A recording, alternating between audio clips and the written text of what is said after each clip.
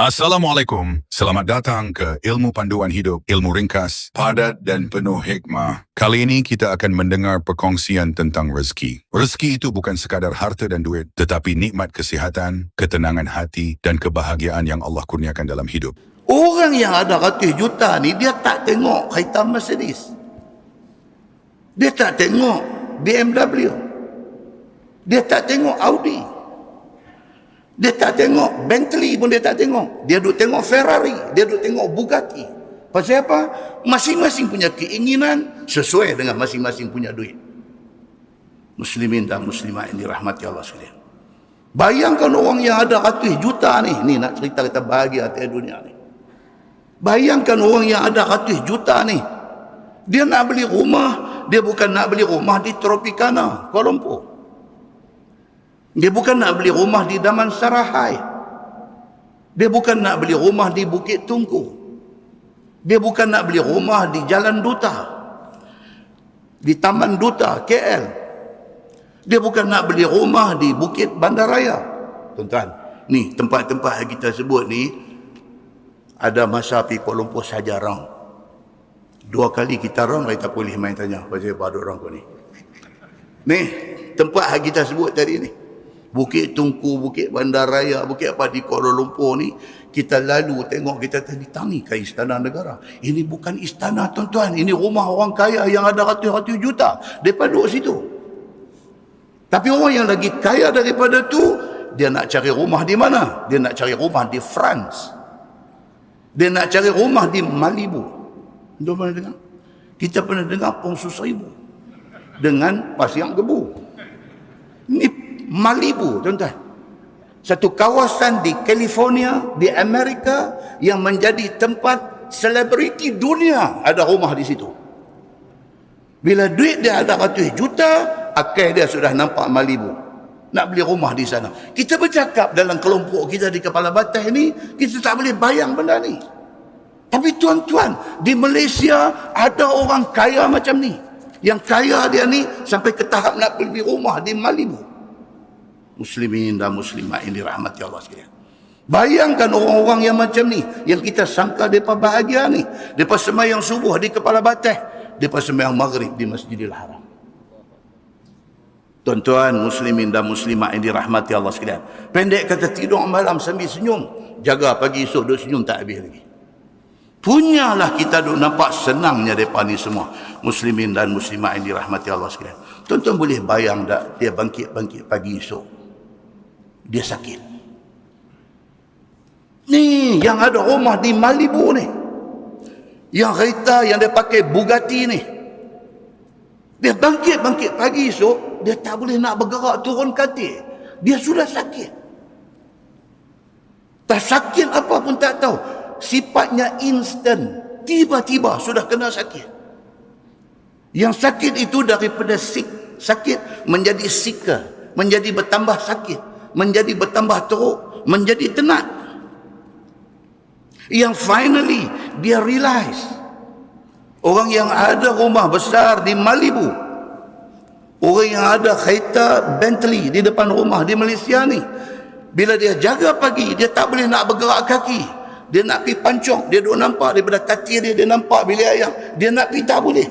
Daripada sehari 2 hari, daripada 2 hari seminggu, daripada seminggu sebulan, sakit dia makin teruk. Sakit dia makin teruk. Dia akan sampai pada satu ketika, dia rasa semua ada kat dia ni useless.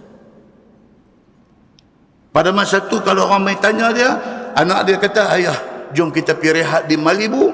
Dia kata, Malibu kepala otak. Dia tak boleh lah. Dia tak mau dengar dah yang ni semua, tuan-tuan. Orang kata apa? Dia kata, the sick person has only one wish. Orang sakit ni, dia tak ada dah. Dia tak ada ingat nak beli rumah di sana, nak beli kereta ni, nak pergi makan angin. Dia tak ada dah. Orang sakit ni, dia cuma ada satu wish. Satu saja hak dia nak minta. Apa dia? Sihat. Nak minta sihat dia. Kalaulah sihat tu Allah boleh bagi dekat dia dengan tukar sebahagian daripada harta dia, dia sanggup. Kerana semua yang dia miliki useless, sudah tidak boleh guna lagi. Tuan-tuan, muslimin dan muslimat yang dirahmati Allah sekalian. Demikianlah keadaan yang ada di dalam dunia kita pada hari ini. Pentingnya bila Allah bagi kita sihat, Allah bagi kita bahagia, syukur alhamdulillah. Tak ada dalam masyarakat kita, tuan-tuan. Kita tengok dengan mata kita. Menikah, daripada hari menikah, pernikahan dia tu dipanggil wedding of the year.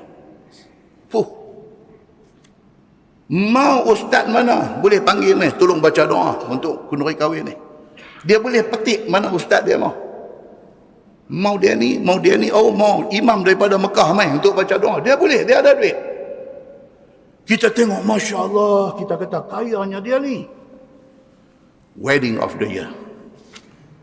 Muslimin dan muslimat yang dirahmati Allah sekalian. Orang semua bagi ucapan dekat dia. Wish dia bahagia til jannah. Dulu bahagia sampai ke anak cucu. Lam yang style dia kata bahagia til jannah. Sampai ke syurga. Tuan-tuan, tak dan sampai syurga, tuan-tuan. Jadi sebaliknya. Wedding of the year buat loan, pinjam bank untuk buat kenduri grand ni, bayar loan tak habis lagi. Rumah tangga sudah berantakan. Kita tengok wedding dia, kita tak sangka nak jadi macam tu rumah tangga dia. Kita tengok family, kita nampak family ni ada duit. Anak-anak semua successful. Anak-anak semua berjaya. Dia sendiri habang kat kita, anak dia CEO company, gaji 250,000 sebulan. Tuan-tuan, kita 2,500. Tu pun bangkai lepas. Anak 4 orang gaji 2,500. Alhamdulillah lepas belajar. Dia gaji sebulan 250,000. CEO company besar. Anak dia engineer, bukan engineer di sini, engineer di Dubai. Anak dia accountant company, bukan company corporate, company kolong merat. Tuan-tuan, ni hak kita tahu. Maka kita pun sangka keluarga tu sudah tentu keluarga yang cukup bahagia.